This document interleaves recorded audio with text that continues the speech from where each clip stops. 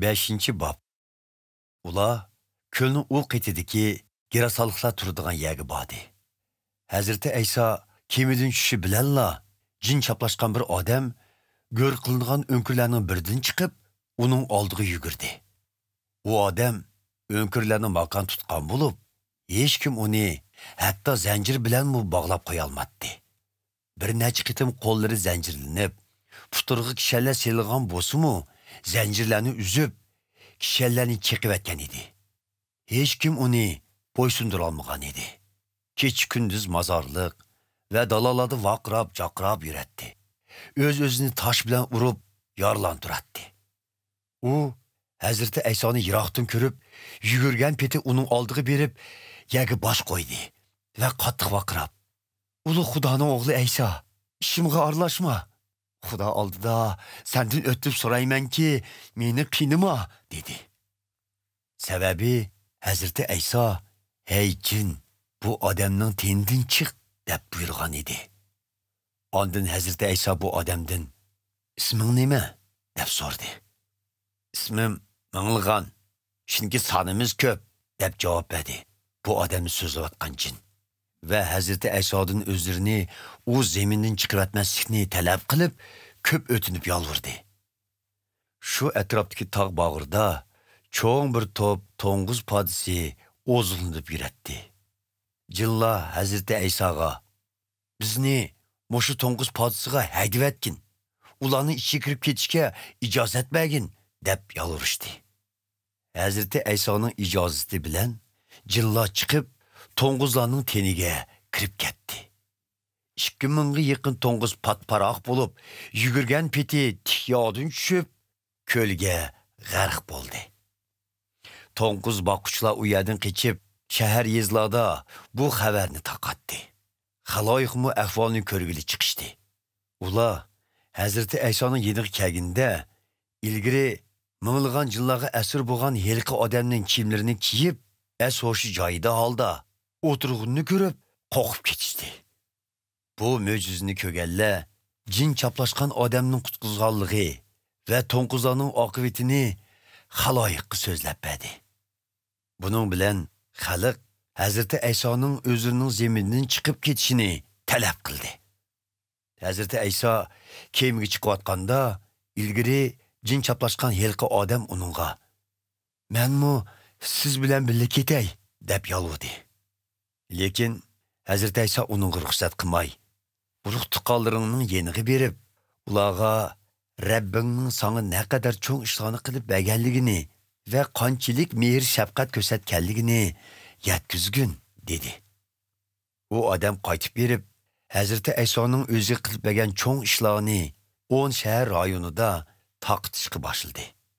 Buni anglaganlarning hammasi hayron qolishdi. Hazrati Ayso kemi bilan ko'lning u qetiga qaytganida, nurg'un xaloyiq ko'l bo'yida yana uning yeniga yig'ildi. Bu chaqda ma'lum bir ibodatxonaning Yoir ismli bir mas'uli keldi. U Hazrati Aysoni ko'rib, oyig'iga yiqilib: "Kichik qizim sakratga tushib qoldi. Berib uning qo'lingizni tekkizib qo'ysangiz, u saqib umr ko'rsa", deb yolvurdi. Hazrati Ayso u odam bilan birga bordi. Uning atrofiga olishib olgan xaloyiqmi kaynidan agishib minishdi. Topning ichida xuntavrash kesli giribtor bo'g'iniga 12 yil bo'lgan bir ayol bor edi. U nurg'un teviplarning qo'lida ko'p azob chekib, bor yo'qini sarf qilgan bo'lsa-mu, kesili yaxshilanmoq tugul, texmi eg'rilishib ketgan edi. Bu ayolmi Hazrati Ayso haqidagi gap so'zlarni anglagan edi. Shuning uchun xaloyiqning orsidan qisilib kelib, orqa tarafdan uning chopini silab qo'ydi. Chunki u ichida Hazrati Aysoning chopini tutsamla, cho'qim saqayib ketaman, deb o'ylagan edi. Xun shu an to'xtab, ayol o'zining kasal azobidan qutulganligini his qildi. Dal shu vaqtda Hazrati Ayso vujudidan qudratining chiqqanligini sezdi. U xaloyiqning ichida kayniga burilib: "Kiyimimni tutgan kim?" deb so'radi. Shogirdlari uningga: "O'p ko'ringizki xaloyiqning qistab kelayotganini ko'rib turuqliq. Yana men tutgan kim?" deb so'raysizmi, deyishdi. Biroq Hazreti Ayso o'zini tutgan kishini tepish uchun davomliq atrofiga qaradi. O'zida nima ahvolning yuz berganligini sezgan ayolmi, qo'qqinidan titirgan holda Hazreti Aysoning oldiga kelib, oyog'iga yiqildi va uningga haqiqiy ahvolni aytdi.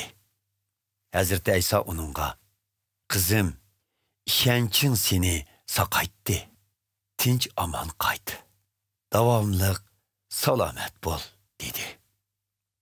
Hazreti Ayso bu so'zni qilayotganda, ibodatxona mas'ulining uyidan kishilar kelib, ibodatxona mas'uli Yoyirga: "Qizingiz jon uzdi. Endi ustozni ovor qilishning hojati yo'qmikin?" deyishdi. Hazreti Ayso bu so'zlarga qaramay ibodatxona mas'uliga: "Qo'rqmag'in, ishonching bo'lsin", dedi. Shuning bilan Hazreti Ayso Petrus, Yoqub va Yoqubning inisi Yuhannani ilib yo'lga chiqdi. Ulardan boshqa hech kimning o'zi bilan birga berishiga ruxsat qilmadi. Ular ibodatxona mas'ulining uyi oldiga kelganda, Hazreti Ayso qattiq dard faryod ko'targan kishilar to'pini ko'rdi. Hazreti Ayso uyiga kirib, ularga: "Nemishqa dard faryod ko'tarib yig'laysizlar? Bola o'lmadi, uxlab qopti", dedi. Biroq ular Hazreti Aysoni masxara qilishdi. Hazreti Ayso hammalarni tashqari chiqarayotgandan keyin bolaning ota-onasini va birga kelgan shogirdini ilib, bola bor uyiga kirdi. U bolaning qo'lidan tortib uningga "Talita kumi" dedi. Bu so'zning ma'nosi "Qizim, sana aytmanki, o'rningdan tur" deganlik edi. 12 yoshlik bu qiz shu on o'rnidan turib mengishga boshladi. U yerdagilar bu ishga intayin hayron bo'lishdi. Hazreti Ayso ularga bu ishni hech kimga tinmaslikni qattiq topildi va ularga qizning qo'sig'iga bir narsa berishni